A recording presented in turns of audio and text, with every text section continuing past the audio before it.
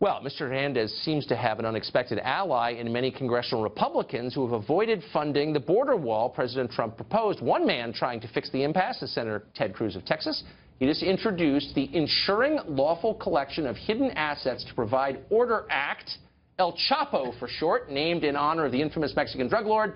The bill would use any assets seized from drug lords to finance the construction of the border wall. Senator Cruz joins us now. Senator, good to see you. Tucker, good to see you. Congratulations on the new show, by the way. Well, thank you. The obvious question is, why are you, one of the president's bitterest political enemies during the primaries, taking the lead in helping to fulfill one of his basic campaign promises? Why has it fallen to you? Where's everybody else? Well, listen, that was then, this is... I know, but... We had a vigorous primary, but right now, we've got an historic opportunity. We have a Republican president. We have Republican heads of every agency. Right. We have Republican majorities in both Congress. I am spending every waking moment, night and day, working to help lead the fight to let's deliver on our promises. Let's do what we said. But why is no one else doing that? Well, I hope we see more Republicans stepping forward to do it. When it comes to the border wall, this is a common sense issue. I represent Texas. We've got 1,200 miles of border with Mexico. And we have got to secure the border. We have promised the American people, if you elect us, we will do that. And I think we need to honor that promise. I just, again, for the third time, because I'm marveling at this, you would think that more in your position in the Senate would have the same attitude, but they don't. They're against the border walls. You know, many of your colleagues, Republicans, are against it. Why do you think they're against it? Well, you know, as you know, the Democrats right now are threatening to shut down the government to try to stop the border funding. And I think that just shows how radical they are.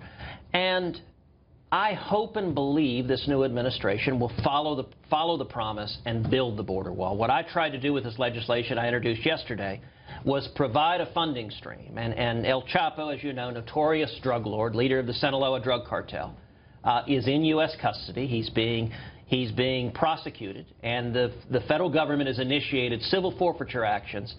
His fortune is estimated at $14 billion. Now, it so happens, coincidentally, that the estimated cost of the wall is between $14 and $20 billion.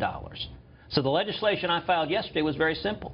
It said any proceeds that are forfeited from El Chapo and from other drug lords shall be spent building the wall and securing the border. And I got to say, Tucker, that there's a justice to that, in that these drug cartels are the ones crossing the border with impunity, smuggling drugs, smuggling narcotics, engaged in human trafficking. They're the ones violating our laws, and it's only fitting that their ill-gotten gains fund securing the border.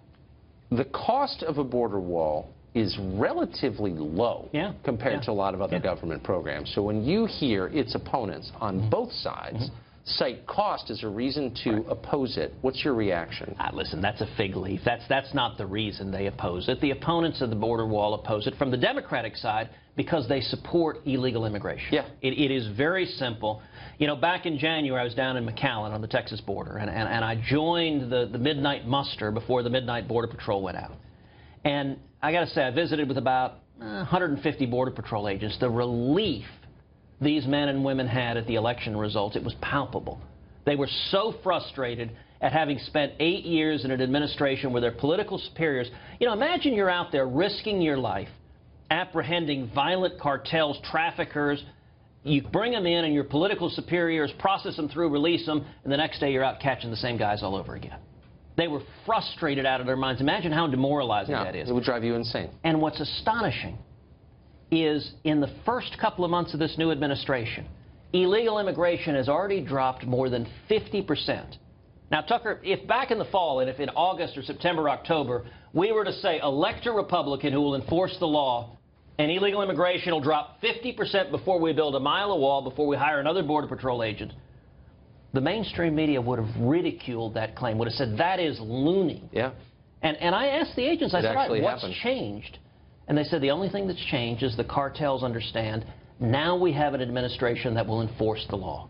That matters. It's totally true. Really quick, last question. I can't resist. The name is brilliant and hilarious. You actually came up with an acronym that spells El Chapo. Who thought of that? It's a fellow on my staff. Sean is his name. He's smart. He's talented. And I already told him, I said it was brilliant. And I didn't come up with it. But when I saw it, I laughed out loud and said, we're going with that. That's fabulous. All right. If Sean ever wants a job in TV, have him call me. Thanks, Senator. Great to see you. Up next, Bill